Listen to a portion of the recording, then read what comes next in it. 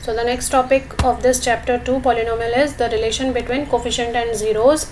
And for finding the relation between coefficient and zeros, I am first taking a linear polynomial. So a linear polynomial, the general form of a linear polynomial is ax plus b. Ax plus b means you can change the value of a and b to get different linear polynomial. For example, if the value of a is 5 and the value of b is 3, then we will get 5x plus 3. Similarly, if the value of a is 1 and b is equal to 5, then we will get x plus 5. So in this way we will get different linear polynomials.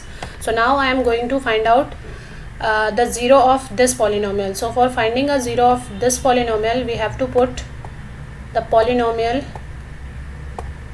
px to be equal to 0.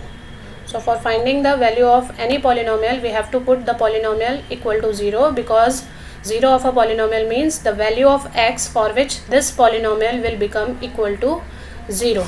So if we want to find out the 0 of this polynomial, then the first step is to put this polynomial equal to 0. Now the polynomial is px, here is ax,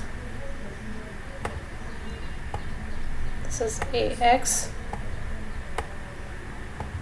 plus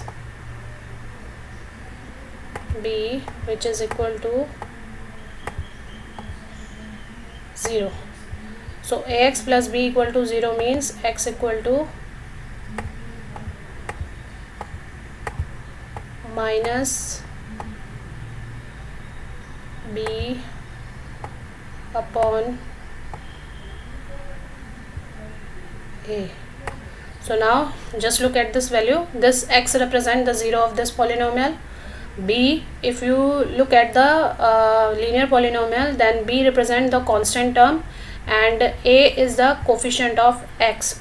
So from this, by comparing this, we get that the 0 of a polynomial, of a linear polynomial, is equal to minus constant term upon coefficient of x. So without solving, you can also find out the 0 of a linear polynomial by using this formula, that is the 0 of polynomial is equal to minus constant term upon coefficient of x. So this is an example. 2x plus 3 is a linear polynomial, so we are putting 2x plus 3 equal to 0. So x comes out to be minus 3 by 2. So the 0 of the polynomial is equal to minus 3 is our constant term and 2 is the coefficient of x. So this is the relation between coefficient and zeros of a linear polynomial, that is the 0 of a linear polynomial is equal to minus constant term upon coefficient of x. So now I am going to find out the relation between coefficient and zeros of a quadratic polynomial. So for finding the relation between coefficient and zeros of a quadratic polynomial, first of all we are going to find out the zeros of a given quadratic polynomial. So this is a quadratic polynomial, 2x square plus 3x plus 1, and I am going to find out its zeros. So after factorizing, we get 2x square plus 3x plus 1 is equal to 2x plus 1 into x plus 1. So for finding the zeros, we have to put the quadratic polynomial equal to 0. So by putting this equal to 0, we get either x is equal to minus 1 by 2 or x equal to minus 1. So these two values of x, they will represent the zeros of this quadratic polynomial. These two values represent the zeros of this quadratic polynomial. Now I am finding the sum of the zeros of this quadratic polynomial. So minus 1 by 2 plus minus 1 is equal to minus 3 by 2, and the product of the zeros of this polynomial is equal to 1 by 2. Now compare the sum and product of the zeros with the coefficient of this polynomial.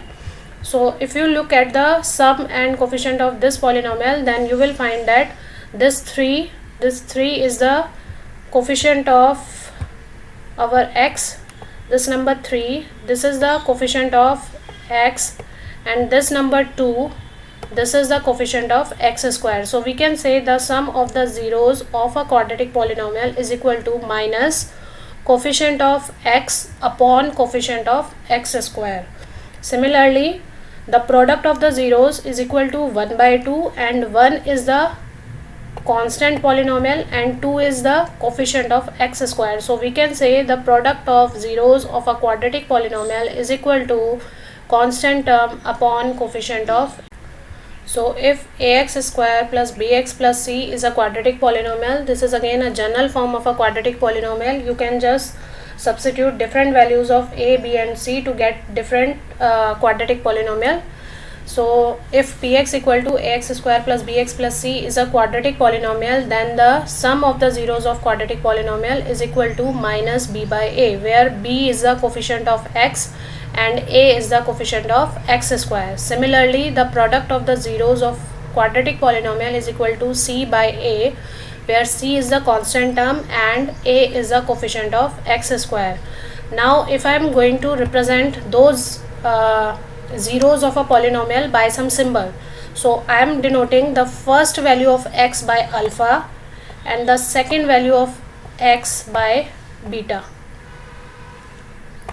So alpha denote the first value of x, which is minus 1 by 2, and beta denote the second value of x, which is 1, which is equal to minus 1. So alpha and beta, they are the zeros of this quadratic polynomial 2x square plus 3x plus 1. Then we can also say that alpha plus beta is equal to minus b upon a.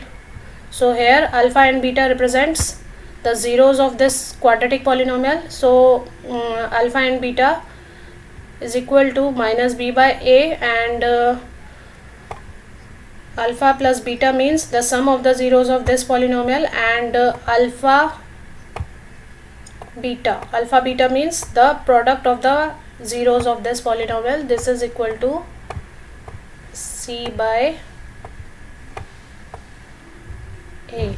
So we can say the sum of the zeros of quadratic polynomial is equal to minus b by a, and the product of the quadratic polynomial is equal to c by a. So these are the zeros of a quadratic polynomial and these are the coefficients of a quadratic polynomial. So this is the relation between the coefficients and the zeros of a quadratic polynomial. In case of linear polynomial, since it will have only one zero, so we can say alpha is equal to minus b by a. So in case of linear polynomial, this x means the first zero, which is represented by alpha. So alpha is equal to minus b by a. So this is the relation between zeros and coefficient of linear polynomial and quadratic polynomial, which is there in